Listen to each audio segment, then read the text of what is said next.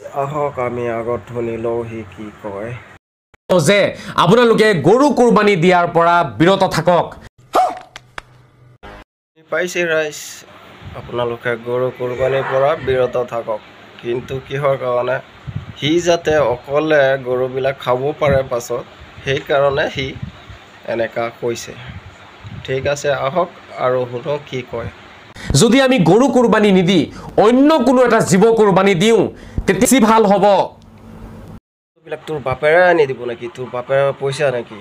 দি থৈ গৈছে যে অন্য কিবা এটা কুৰবানী দিম আগৰ ভিডিঅ'ত ৰাইজসকল শুনি পাইছে আগতো কৈ আছিলে গৰু কুৰবানী নিদিব গৰু কুৰবানী দিলে পাপ হ'ব মানে কি সি ক'ৰ পৰা মুক্তি হৈ আহিলে সি জনাব পাৰিব নেকি দেখাব পাৰিব নেকি বোলে মই অমুক জেগাত মুক্তি হৈছোঁ ঠিক আছে আৰু এটা প্ৰশ্ন আছে আপোনালোকে লাষ্টলৈকে ভিডিঅ'টো চাব আৰু ভিডিঅ'টো শ্বেয়াৰ কৰি যাতে সিও চাব পাৰে তেনেকৈ আপোনালোকে শ্বেয়াৰ কৰি দিব তাক এটা প্ৰশ্ন সুধিম আপোনালোকে নক'ব আগতে সি কি কয় আগত শুনি ল'ম পাছতহে ভাবিম সি মুছলমান নহয় বেলেগ কিবা কিয়নো অকল যে গৰুৱে কুৰবানী দিব লাগিব এই কথাষাৰ কতো নাই কোৰানতো নাই হাদিছতো নাই আল্লাহেও কোৱা নাই নবীয়েও কোৱা নাই কোনেও কোৱা নাই আমি নিজে বনাই লৈছোঁ এইবোৰ নিয়ম কতো নাই আপুনি মহু কুৰবানী দিব পাৰিব ছাগলী দিব পাৰিব ভেড়া দিব পাৰিব উট দিব পাৰিব এনে ধৰণৰ যিকোনো এটা জীৱ কুৰবানী দিলেই আপোনাৰ কুৰবানী আদায় হৈ যাব কিন্তু অকল গৰুৱে যে কুৰবানী দিব লাগিব এই কথাষাৰ কতো নাই একেবাৰে মিছা কথা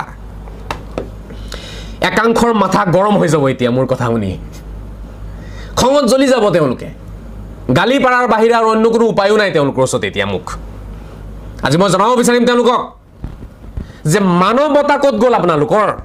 ইছলাম হৈছে মানৱতাৰ নাম শান্তিৰ নাম মানৱতা ক'ত গ'ল গৰুৰ প্ৰতি অমুছলিম সমাজৰ কোটি কোটি মানুহৰ শ্ৰদ্ধা জড়িত হৈ আছে আবেগ জড়িত হৈ আছে তেওঁলোকৰ ধৰ্মৰ এটা অংশ হয় গাই মাতা বুলি কয়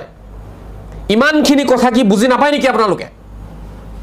সেই গৰুটো যদি আমি কুৰবানী নিদিওঁ কি প্ৰব্লেম হ'ব হে আমাৰ কি অসুবিধা হ'ব আমাৰ কোন ফালদি ইছলাম ধ্বংস হৈ যাব গৰু কুৰবানী নিদিলে ইছলামেতো কোৱা নাই গৰু কুৰবানী দিবলৈ কাৰণে কিন্তু নাই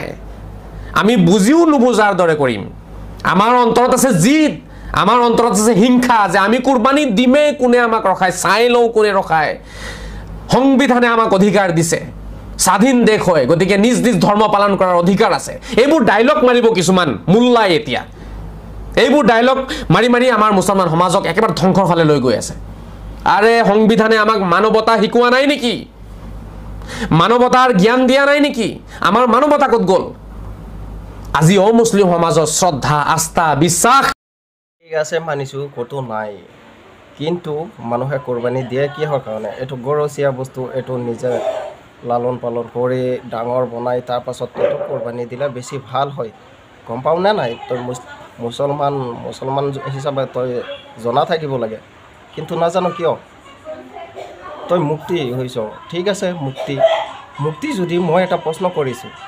এইটো প্ৰশ্নৰ উত্তৰটো দিব পাৰিলে মই ভাবিম আৰু ৰাইজেও ভাবিব তই আচলতে মুক্তি ধৰ এটা পশু কুৰবানী দিলে ছাগলী হওক গৰু হওক যিকোনো বস্তুৱে হওক কুৰবানীত লৈ গ'ল যদি তাক ৰং দি সজাই লৈ যায় সেইটো কুৰবানী হ'ব নে নাই এইটো উত্তৰটো দে তাৰ পাছতহে ভাবিম তই মুক্তি তই ক'ৰবাৰ পৰা ডিগ্ৰী লৈ আহিছ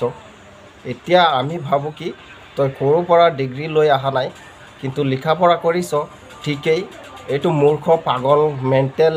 এটা থাকে যে মানে তেনেকুৱাহে মেণ্টেলৰ নিচিনা আমি ভাবোঁ তই যদি এইটো উত্তৰটো দিব পাৰ তেতিয়াহে আমি ৰাইজসকলে ভাবিব যে নহয় তই ঠিকেই আছ ক'ৰবাৰ পৰা ডিগ্ৰী লৈ আহিছ